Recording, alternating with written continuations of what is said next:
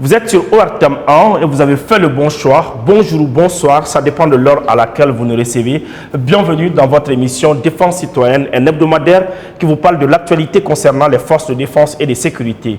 Malgré les différentes tentatives de déstabilisation, le Mali reste debout. Pour maintenir le cap, il faut l'union sacrée de tous, nous dit Colonel Mariam Sangara dans son édito de la semaine suivante.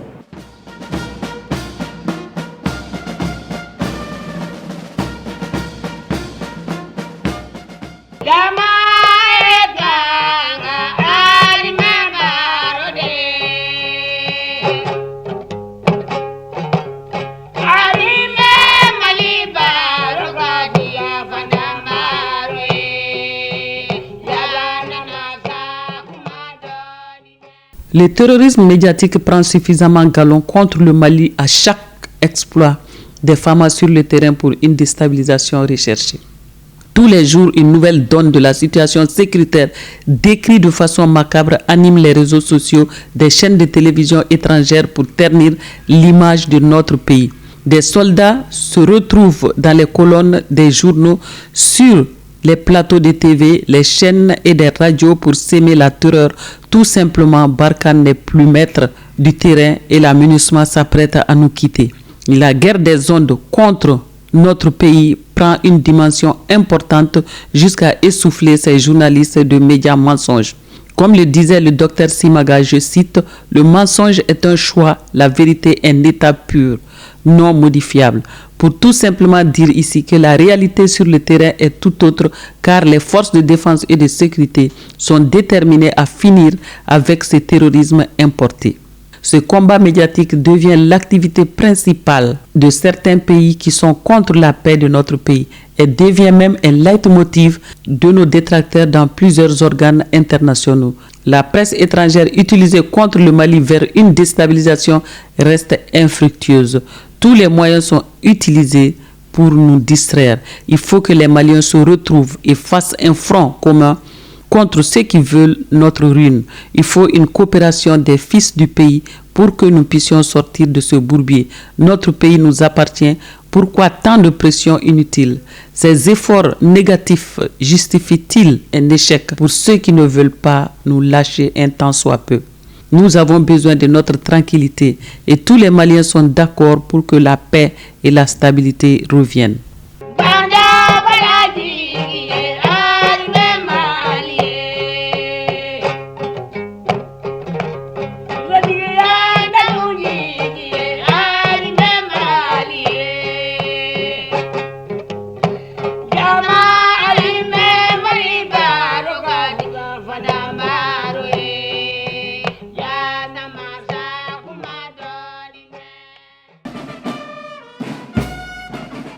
Cette semaine, nous nous sommes intéressés à l'école des sous-officiers de Banankoro dans la région de Ségou. Pour en parler, nous nous sommes entretenus avec son directeur, le colonel Sidi Lamine Traoré. Suivant.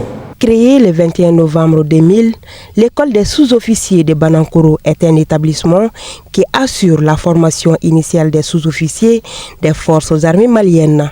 Elle est située à Banankoro, à environ 10 km de la ville de Ségou. Elle forme également des sous-officiers des cycles spéciaux, C de réserve pour le Mali et certains éléments des pays amis qui les désirent. Elle met à la disposition des forces armées les chefs de groupe aptes à commander les hommes sur le terrain, à tenir les documents à jour dans les unités. À l'école des sous-officiers de Banankoro, l'accent est surtout mis sur l'enseignement du droit international humanitaire et le droit international des droits de l'homme. Le jeune chef de groupe, à sa sortie, doit être affecté dans un corps. À l'issue de son affectation, il doit tenir son rôle de chef de groupe dans une section qui se trouve dans une compagnie, laquelle se trouve dans un GTIA. Donc notre rôle est de contribuer à la montée en puissance du GTIA. L'accent est mis sur le droit international humanitaire à l'école. À travers la direction des écoles militaires et l'état-major général des armées, il y a une division DIH au niveau des opérations de l'état-major général des armées qui est chargée chaque année de venir dérouler le cours du droit international humanitaire et du droit des conflits armés au niveau de l'école pendant au moins une bonne semaine. Et cette division travaille de concert avec les CICR, ce qui permet à nos élèves à leur sortie de faire la distinction entre combattants et non combattants et d'agir en fonction du règlement. Leur courage et leur détermination font des sortants de l'école des sous-officiers de Banankoro des références dans les unités respectives. Selon le commandant de l'ESO, la hiérarchie militaire est en train de mettre tout en œuvre afin d'obtenir les meilleurs résultats. Les sortants de l'école se sont illustrés un peu partout. Depuis sa création, on a produit plus de 2854 sous-officiers. Les premiers sortants, certains sont officiers supérieurs aujourd'hui, mais les compagnies qui passent souvent devant nous pour aller dans les engagements opérationnels sont pratiquement toutes tenues par les sous-officiers de l'école des sous-officiers de Banankoro. Et ils sont en train d'agir normalement dans les règles du DIH. Une manière pour le commandant de l'ESO, le colonel Siri Lamine Traoré, de souligner que l'école des sous-officiers joue et jouera sa partition dans la montée en puissance des FAMA. La montée en puissance des FAMA est une réalité aujourd'hui. L'école des sous-officiers qui est en charge de la formation des chefs de groupe jouera pleinement son rôle à l'issue des 2 ans ici. Nous les formons, nous les mettons à la disposition de l'état-major général des armées qui se chargera de les utiliser au besoin. En tout cas, l'ESO ne ferait pas défaut en ce qui concerne son rôle de chef de groupe dans les différentes missions.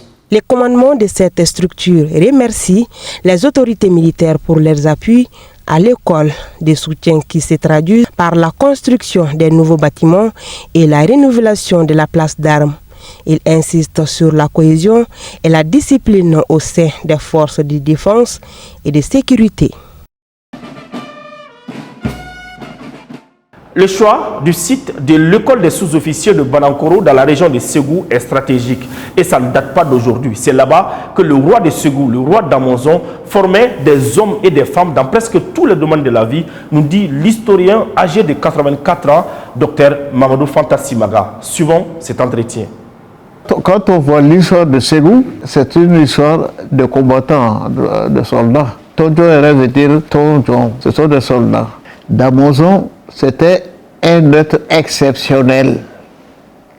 Quand il a vu Banankoro, il dit bon, je vais créer une école qu'on appelle Sifizo Anemobaso, la maison des cheveux noirs et des adolescents.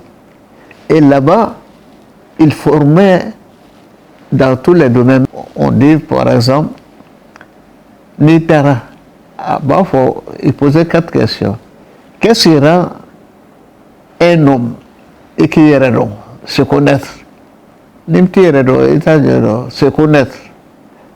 Se connaître après, s'accepter. Et après, avoir confiance en soi. Et après, tolérer les autres. Suffisant que c'est bon cas.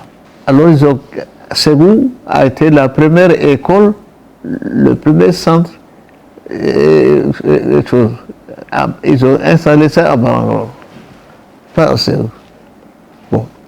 Si bien que après eux, Modibo est venu au pouvoir. Lui aussi, il a transformé Banankoro en centre ménager pour les filles. Après sa chute, les militaires ont pris Banankoro comme centre de perfectionnement des sous-officiers et des officiers. À Boulassa, Katlaka Bafo faire encore. Même maintenant, c'est ce centre officiel. Donc, c'est une ville clé.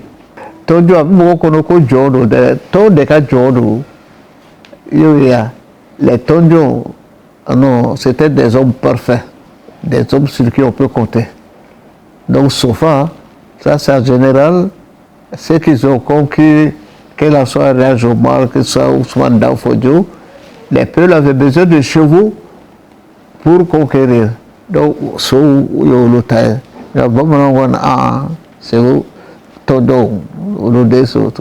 donc, si tu veux, ce sont des piliers. Actuellement, on peut dire que ce sont les militaires. Allez, c'est ça, Banankoro compte beaucoup sur l'histoire. Tchedgoudou. C'était un village qui existait, hein, si bien que, tu as dit, Monzon, il a eu l'expérience. Quand leur père est Mongourou, eh bien, ses petits frères voulaient qu'il soit il y a eu la guerre civile, tout ça. Alors, il y a deux éparpillés pour qu'ils prennent l'habitude. Donc, Banangoro existait avant que Damozo vienne. Il y a Banangoro de Damozo. Donc, elle est déjà développée Katrokala. Alors, tu touches la création même du royaume Bambara de Ségou. Ségou Nani, Barakadou Konado. Autant de Bito, Ségou Nani, c'est Ségoro, Sido Sonogoro, Ani Beba. Jaralakam Nani, Akara Ségou, parce que Ségou c'est que dans Ngolo, d'abord il se fait les 12 jours. Ngolo, il a bladé pour que c'était poste de guerre. Allez, il faudra tomber à royaume. Voilà, côté de Lugana, Fangaï, tel de Cabo Ségoro. Ségoro par exemple. Donc, Ségou, c'est la création des Djara. Tu vois que Oudou Nani, autant de Djara, c'est Ségou, Ségoro et Kougou Anevanagoro. Après 3 mois de formation commune de base, l'encadrement de l'école des sous-officiers de Banankoro a initié une séance d'instruction sur les tirs de combat au profit des élèves de la 18e promotion de l'ESO de Banankoro. Le compte rendu de cette séance avec Boukari Koulibaly. L'école des sous-officiers de Banankoro a accueilli sa 18e promotion depuis le 15 novembre 2022. La promotion compte 387 élèves sous-officiers, dont 105 personnels féminins et 13 éléments venus des pays voisins, à savoir le Togo, le Burkina Faso, le Gabon, le Tchad, le Sénégal et le Niger. C'est un établissement responsable de la formation initiale des sous-officiers des forces armées maliennes. Elle est située à Banankoro, à 10 km au sud de Ségou. Après 3 mois de formation commune de base qui a pris fin depuis le 15 février 2023, plusieurs autres modules de métier des armes sont au rendez-vous, parmi lesquels l'instruction sur le tir au combat ISTC. Ainsi, du 20 mars au 2 avril 2023, les élèves sous-officiers d'actifs de cette 18e promotion se sont familiarisés en la matière. L'instruction au tir de combat est une méthode de formation aux armes du personnel combattant des forces armées. Elle fait partie de la formation initiale des militaires partout où elle assure des missions de formation. Améliorer en toute sécurité l'efficacité des combattants au tir de combat en leur inculquant un comportement valable aussi bien à l'instruction, à l'entraînement sur les champs de tir qu'au combat. Cette méthode fondée sur la répétition des gestes identiques garantit l'acquisition d'un comportement formaté pour le combat. Depuis 2006, l'ISTC est l'unique formation au tir pour toute l'armée de terre. Plus proche du maniement opérationnel de l'armée et du tir au combat, l'ISTC responsabilise le tireur qui assure sa propre sécurité et celle de ses camarades. Une arme doit toujours être considérée comme chargée.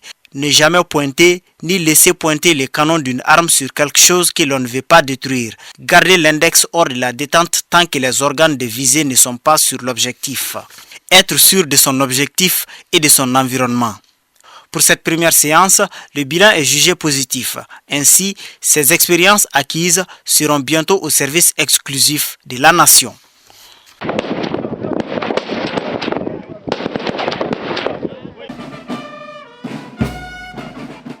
À présent, je vous invite à suivre les temps forts de la cérémonie de sortie de la 17e promotion de l'école des sous-officiers de Banankoro dans la région de Ségou. C'était en présence du ministre de la Défense et des anciens combattants, le colonel Sadio Kamara. Suivons.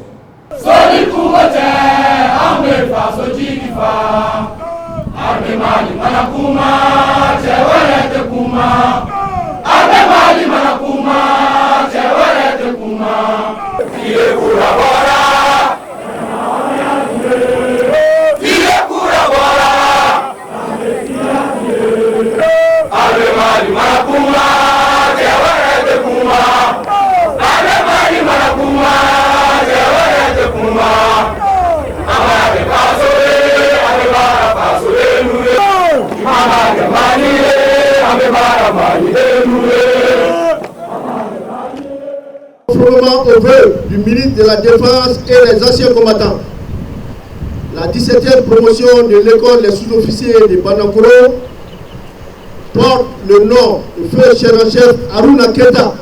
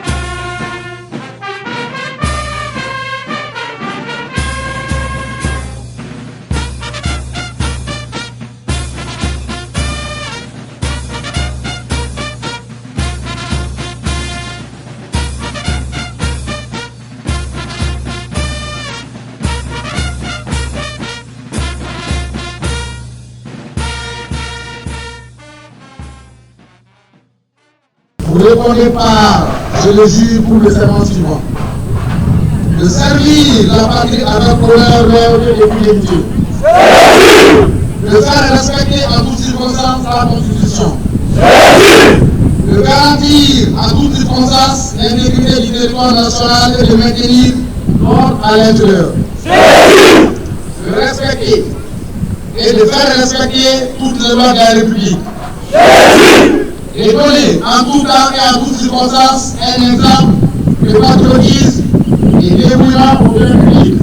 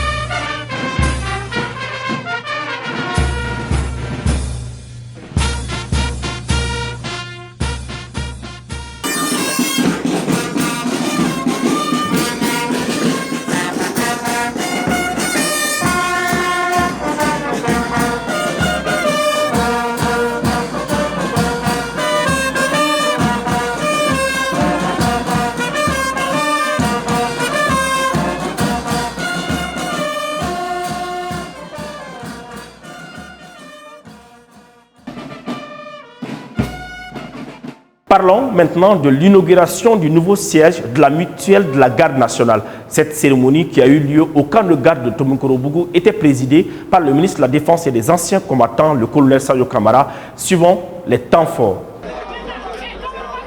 Premier retrait au guichet automatique du nouveau siège de la mutuelle de la garde nationale.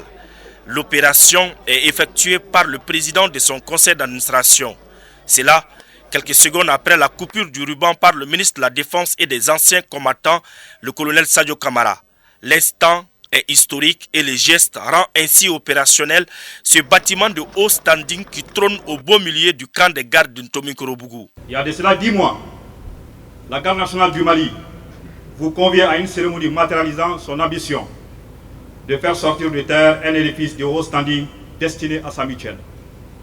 Le jour tant attendu est arrivé. Le bâtiment flambant neuf est bien là. Il s'y trouve une salle polyvalente entièrement équipée avec une capacité de 400 places, des bureaux, un salon VIP, un local technique, une centrale d'achat, une boutique de vente d'effets militaires, un guichet automatique de billets de la BDM SA. Par-delà la structuration de ce genre architectural, cet édifice bâti sur une superficie de 564 mètres carrés change de façon radicale le reflet de la garde nationale du Mali, en s'imposant désormais comme une vitrine, la propulsant dans la modernité. La réalisation du siège de la mutuelle garde entre dans le cadre de la dynamique de modernisation et de solidarité enclenchée par les plus hautes autorités du pays en vue de l'amélioration des conditions de vie et de travail des militaires et leurs ayants droit.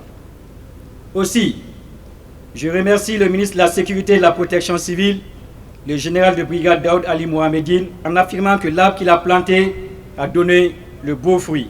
Je voudrais également remercier son Excellence, le général de brigade Élisée Jandao, ambassadeur extraordinaire et plénipotentiel du Mali à Libreville, ainsi que le directeur général de la BDM SA pour leur accompagnement de taille dans la réalisation de ce beau siège de la mutuelle garde. C'est un ministre de la Défense et des anciens combattants et surtout ancien président du conseil d'administration de cette mutuelle qui ne peut cacher sa fierté face à une telle réalisation. Ce joyau architectural entièrement construit sur les fonds propres de la mi-garde avec le concours de la BDMSA mérite amplement une belle cérémonie. Mais aujourd'hui, ce n'est pas la réalisation matérielle qui nous réunit ici. Nous sommes ici pour célébrer les valeurs de discipline, de cohésion qui sont des valeurs importantes pour toute armée efficace. Les forces armées maliennes, à l'instar de la société dont elles sont issues, accordent une grande importance à la solidarité, à l'entraide, conformément à la vision de son Excellence le colonel Assimi Goïta, président de la transition, chef de l'État, chef suprême des armées. Nous travaillons davantage à renforcer la cohésion et l'entraide entre frères d'armes. La garde nationale est reconnaissante envers ceux qui ont contribué de près ou de loin à la réalisation de cet édifice qui garantit son autonomie. Des attestations leur ont été remises pour encourager leurs efforts. Place maintenant à l'hommage que nous rendons chaque semaine à nos héros tombés au champ d'honneur. Une réalisation du colonel Mariam Sagara et de l'adjudant-chef Adama Traoré.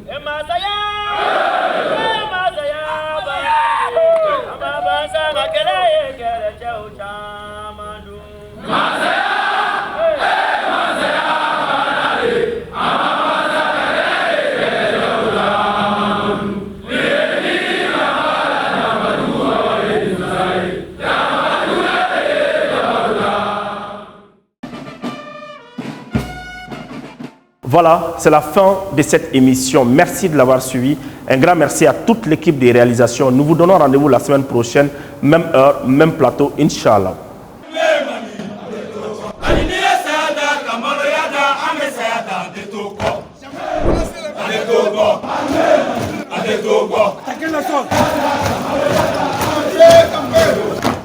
Mali, Mali.